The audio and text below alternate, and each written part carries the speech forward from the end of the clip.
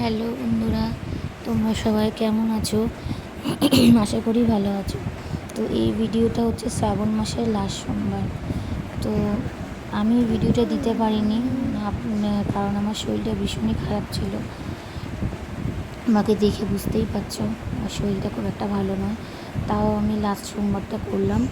তো এটা হচ্ছে আমার ঠাকুর ঘর, দেখতে পাচ্ছ। এখানে আমার নারায়ণ আছে, মা লক্ষ্মী আছে, গণেশ ঠাকুর আছে, ভোলানাথ আছে, এখানে হরগৌরী আছে, এখানে তারা মা আছে। তো আমি যাব এবার মন্দিরে। এই যে আমার গোকুল, ওকে সাজাইনি, এমনি বসিয়ে রেখেছি। আর এই যে হচ্ছে আমার শ্রাবণ মাসে সোমবারে পুজো দিতে যাব, তার সরঞ্জাম আমি সব গুছিয়ে রেখেছি থালাতে। এখানে 5 রকম ফল আছে, মালা আছে, দুধ আছে। আর এখানে হচ্ছে আমি প্রদীপ, সবার নামে একটা করে প্রদীপ জ্বালাবো। তখন মোমবাতিও নিয়েছিলাম। তো যাই হোক, এই যে ছাদে এসেছি, প্রচণ্ড জোরে বৃষ্টি পড়ছিল, তো আমি ছাদে গেছিলাম। তো এবার আমি এই যে এসেছি মন্দিরে পুজো দিতে, বৃষ্টির মাথাতেই এসেছি।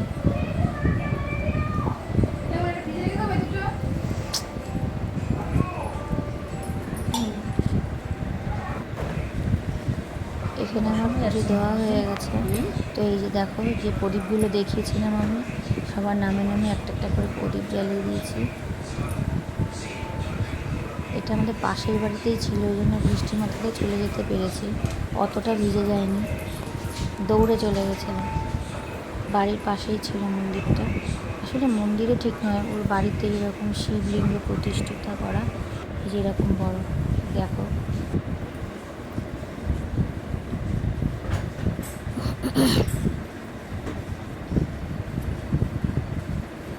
দেখো ভোলানাথকে কি সুন্দর লাগছে, তাই না? এটা হচ্ছে ওদের ঠাকুর ঘর। এবার জগন্নাথ দেব আছে, লক্ষ্মী গণেশ আছে, ওদিকে বজরংবলী আছে। আমার ঠাকুর ঘরটা ভীষণই ভালো লেগেছে, তাই তোমাদের সাথেও আমি শেয়ার করলাম। বিশেষ করে মহাদেবকে এখানে বসিয়ে যেন আরও বেশি ভালো লাগছে। আমার ভিডিও যদি ভালো লাগে তো লাইক, কমেন্ট, শেয়ার করতে